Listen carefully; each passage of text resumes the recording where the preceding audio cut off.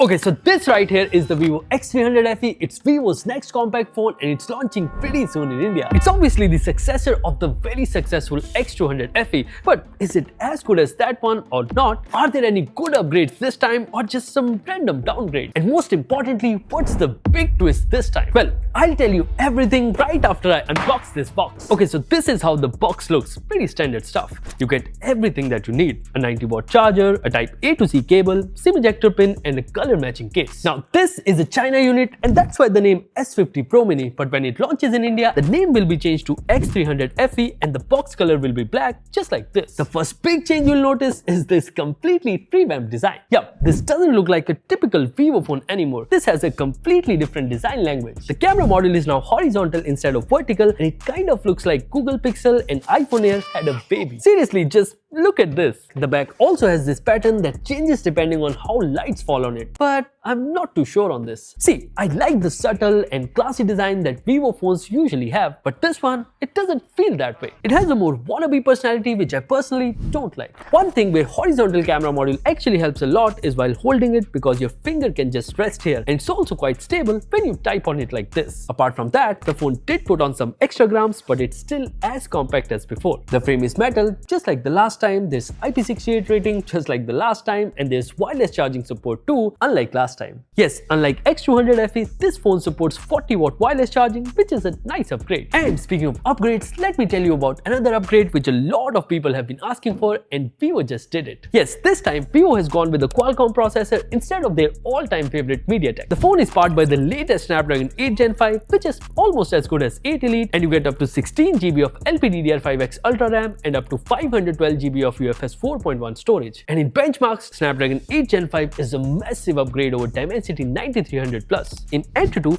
the X300 FE scores 3 million, which is obviously higher than X200 FE, but it's also higher than phones like OnePlus 15R, which is really impressive. The Geekbench, Wildlife Extreme, and even solar-based scores are also solid, but the stability is less and the temperatures are also a bit higher. And by the way, if you're wondering, there's no RAM downgrade in X300 FE. Both the base and the top-end variant has the same RAM as last time, but the thing is, it's still a China unit. You never really know what's going to happen when the phone officially comes to India. In fact, we just saw one instance of RAM downgrade in Moto H70. The Chinese unit had more RAM compared to Indian unit, so yeah, let's keep our fingers crossed. If I talk about gaming, the phone handles all the game very well, be it Genshin, COD Mobile or even BGMI. Their average FPS numbers were well maintained and the temperatures were well in control. And since it's Vivo, you are spoiled by all the cool and useful gaming features like 4D game vibration, motion control and bypass charging. By the way, since it's a China unit, the BGMI is still stuck at 60 FPS, but when the phone officially launches in India, it should easily be getting 120 FPS. In normal usage, the phone was stuttering a bit in the first 2 days, but luckily an update came and fixed it. And after that, the original OS UI felt quite smooth and the RAM management was fine too. By the way, we are working on a full review of Origin OS, so if you guys have any questions, drop them down and we'll take them up. Now that we have talked about the big upgrades, let me tell you about the things that did not change a lot,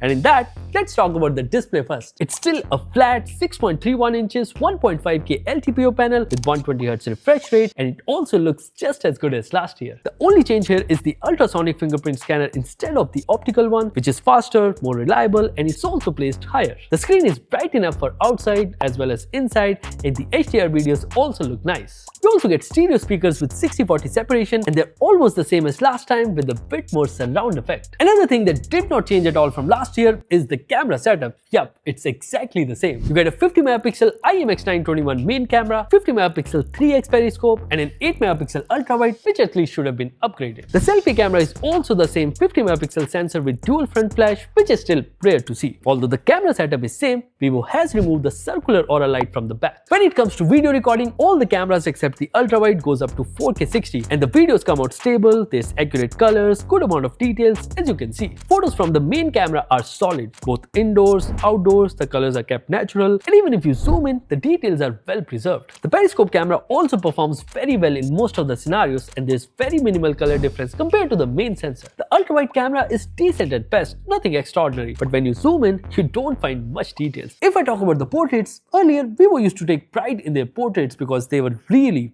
good, but not anymore. Sometimes they turn up good, sometimes they are just bad. The edge detection is fine, but the faces look quite unnatural and the colors get messed up easily. It's not just this phone, we have been experiencing the same in vivo X300 also. I really hope Vivo fixes this because this can easily be fixed with an update. And finally, for selfies, they normally look very good with accurate skin tones, but in low light, they can look a bit off. Overall, the camera performance hasn't changed from last year. It's still as strong, and when it launches in India, it should come with Zeiss branding. I know, one small thing that I want them to fix is that whenever I open the camera app, it's always defaulted to vivid profile, even if it was set to natural before. Not sure if it's a feature or a bug, but I hope it's fixed. For battery, you get the same 6500 mAh battery with 90W wide charging support, but this time you also get 40W wireless charging support, which is nice. And for battery life, it should easily get 8+ hours of SOT, because even with the X200 FE, we were getting 7 hours, and that too with the MediaTek chipset. Connectivity wise, the phone still comes with a slower USB 2.0 Type-C port, but you do get the latest Wi-Fi, Bluetooth and even NFC, but there's no eSIM support. So that's pretty much everything about the vivo X300 FE, and now let's talk about the big twist. See, the phone launched in China for 3649 yuan, which is a 200 yuan increase from X200 FE. The increase in the price could either be because of the Snapdragon chipset or maybe because of the RAM prices, but whatever that may be, the price has increased for sure. Now, if the price has increased in China, the same will happen in India as well. So if the X200 FE was launched at 54,999, the X300 FE could easily launch at 56,999 or maybe even 59,999.